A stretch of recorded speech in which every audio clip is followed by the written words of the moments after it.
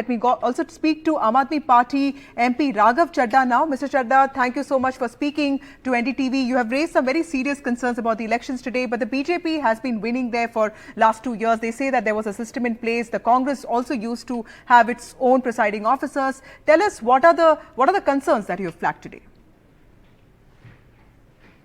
Look, first of all, what happened today is not merely an election fraud or an illegality. I consider this as an act of treason, nothing short of an act of treason, because what BJP has done today is that it has vitiated and violated the whole damn electoral process. First of all, they appoint their own BJP's own minority wing's office bearer, the secretary of the BJP minority wing, as the presiding officer. Now, this presiding officer, under the garb of conducting a transparent and a free and fair elections, himself, with a pen, marks the AAP votes, the Aam Aadmi Party and Congress votes, with the blue ink, and subsequently declares them invalid. Everyone knew that the India Alliance is winning. And why are we winning? Because out of 36 votes that were to be cast in today's election, the India Alliance had 20 votes. That is a comfortable majority. 13 with the Aam Aadmi Party and 7 with the Congress. 13 plus 7 is 20. That is 20 out of 36 were with us. And BJP had 15 votes. All of BJP's votes have been declared valid.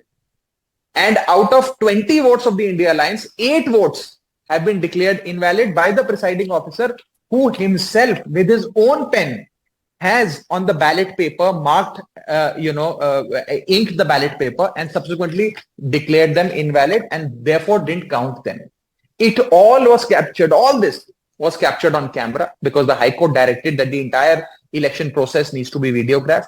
And what has happened today is for everyone to see. Now imagine that if the BJP can stoop to these levels and commit such election frauds in an inconsequential mere election of Chandigarh, imagine what electoral frauds and gerrymanderings with the electoral process these guys can commit in the 2024 Lok Sabha elections. And therefore I feel, in order to create deterrence and in order to send a strong message that anybody who violates any principles of free and fair elections has to be punished, all these people, including the presiding officer, who's an office bearer of the BJP, needs to be booked, apprehended, investigated, and subsequently arrested only because they have committed an act of treason, this grave illegality and unconstitutionality. Well, Mr. Chadha, this is a seat that the BJP has been winning for the last 2 years. And, BJP says that this is about planning, tact and strategy, and also about non-alignment between the workers of Aam Aadmi Party and Congress. Do you think that there is something more that you could have done better to improve your results? And what is the way forward for you now? Are you taking this to courts, and what are your demands? Well, I don't necessarily subscribe to the idea that with experience you are emboldened to commit frauds, or with experience comes the ability to commit election illegalities and fraudulent activities. I, for one, does not subscribe to that, and I certainly hope that nobody in my party ever gets such experience. Number two, I can only say that if the BJP continues with gerrymandering of the electoral process, whether it's at the municipal level or at a greater level, that is the level of the Lok Sabha, that day is not far away when India will become a North Korea or a Russia kind of a democracy, where elections are ineffective. They are only done as a mark of show, and there are no elections effectively taking place. There is no free and fair elections or democracy in those countries. And lastly, we are, of course, moving the Honorable High Court. Tomorrow, the High Court will hear our matter. High Court had previously also been seized of the matter, and they themselves directed that elections must happen on the 30th of January, because BJP wanted to push this election further into Feb, and then perhaps into March, and then perhaps into April. So they wanted to defer it. It's the High Court that intervened and adjudicated that elections must happen. So we will, first of all, brief the Honorable High Court as to what all has happened, and we are demanding 3 things from the High Court tomorrow.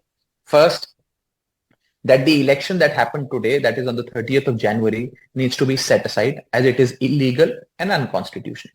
My second prayer before the Honorable High Court is that a fresh election needs to be conducted very, very soon. A fresh election needs to be conducted, and that election needs to be supervised by the High Court. And third, instead of the presiding officer, we will demand that a retired High Court judge chosen by the Honorable High Court should be asked to fill in the shoes of the presiding officer and oversee the entire process, so that free and fair elections, which is part of India's basic structure of India's constitution, should happen in Chandigarh. Thank you, Mr. Chadha, for joining us on this broadcast.